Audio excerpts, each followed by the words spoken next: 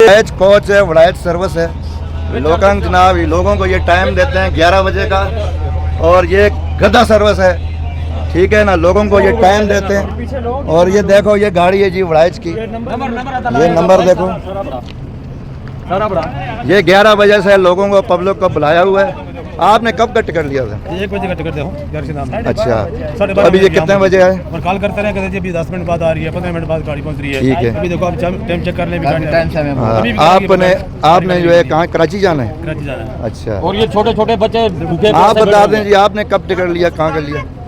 इधर बात करें ना, आपने कहाँ भाई जाना है? 1 बजे के यहाँ बैठे हुए हैं, 1 बजे के ठीक है। बच्चे भूखे प्यासे बैठे हुए हैं। अच्छा, 1 बजे बुलाया, पहले बोला उगी वाली बस के टिकट हैं, अब उगी वाली आ गई, अब कह रहे हैं थकोट वाली बस ये के। कौन सी सर्विस कौन सी ये है? वड़ाइच सबसे घटिया सर्विस वड़ाइच।